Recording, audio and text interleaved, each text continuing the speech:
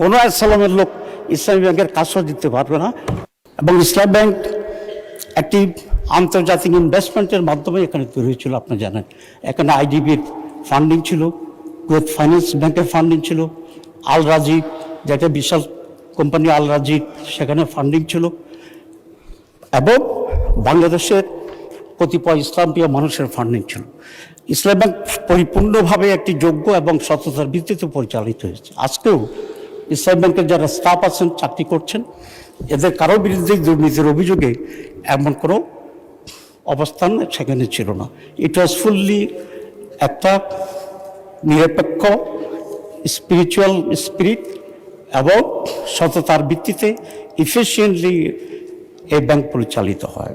এবং সেই কারণেই এশিয়াতে 11 বারের মতোই এই ব্যাংকটি প্রধান প্রাইভেট সেক্টরের প্রধান ব্যাংক হিসাবে আবির্ভূত হয়।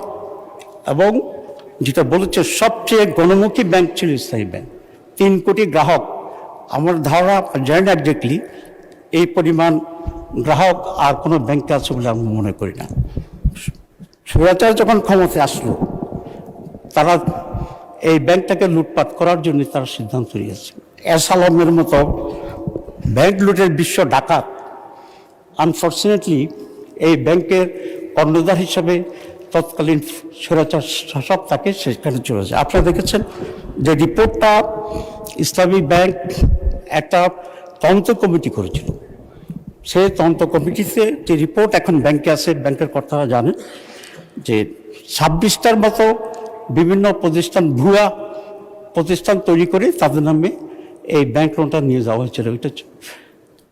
এই ভুয়া কোম্পানিগুলির 26 জন যারা আছে তাদের মধ্যে আপনার এস আলমের বাসার চাকর, তার চাকরানি, তার পিয়ন, তার কর্মচারী, এই ধরনের বহু লোককে দিয়েই একেবারে ভুয়া কোম্পানি গঠন করে আপনার 1,25,000 কোটি টাকা এই ইসলামী ব্যাংক থেকে সরিয়েছিল।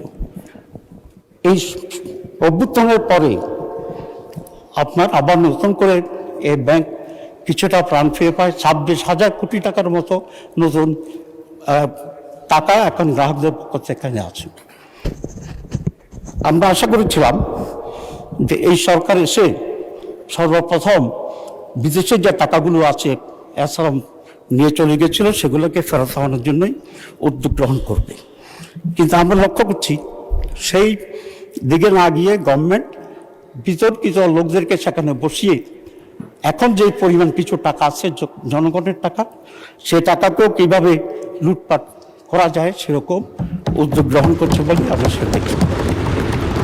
যে ব্যক্তিটিকে এখন চেয়ারম্যান হিসাবে নিয়োগ করা হয়েছে, তার ব্যক্তিগত চরিত্র, তারপর টাকা আত্মসাৎ, ঘুষ খাওয়া, এই ব্যাপারে ইতিমধ্যেই বহু রিপোর্ট আমরা এখানে দেখতে পাচ্ছি।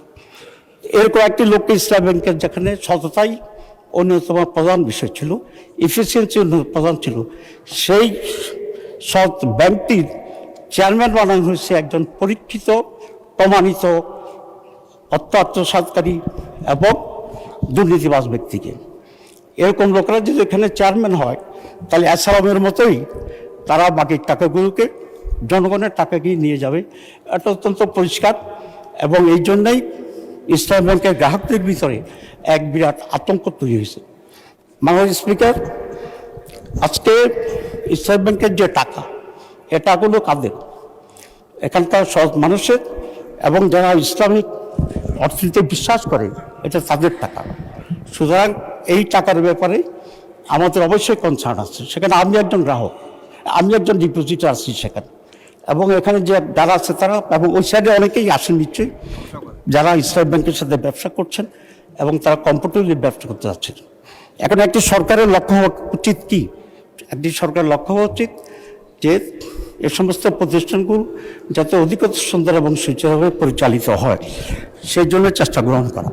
কিন্তু আমরা দেখছি এই সরকার আসার পরে যে পরিবর্তনটা ব্যাংকে নিয়ে আসা হচ্ছে, এটা একেবারেই একটি নেগেটিভ অ্যাটিটিউড আমরা দেখছি, এবং অন্যায় করে অসৎ লোকদেরকে দেওয়া হয়েছে। আমরা এটা জানতে চাই যে জুবাইদুর রহমান সাহেবকে চেয়ারম্যান করার পরে এখন যে ওমর ফারুক যে এটার এমডি ছিল, এই দুজনের নেতৃত্বে ব্যাংকটি আবার কিছুটা হলে স্বাভাবিকতা ফিরে পাচ্ছিল। কোন কারণে আজকে চেয়ারম্যানকে চেঞ্জ করা হলো, কোন কারণে এমডিকে পদত্যাগ করতে বাধ্য করা হলো, এটা এই জাতির কাছে পরিষ্কার থাকা উচিত। তো আমি এটা পরিষ্কার করে বলতে চাই যে ইসলাম ব্যাংক এর আগে যেভাবে ছিল মোহাম্মদুর রহমান এবং এমডি ফারুক, এদেরকে সেখানে রিহেবিলিট করে আগের পর্যায়ে রেখে তাদেরকে যে রিজাইন করতে বাধ্য করা হয়েছে সেটাকে আবার উইথড্র করে ইসলাম ব্যাংকের স্বাভাবিকভাবে চলার জন্য সে সুযোগ করে দেওয়া দরকার।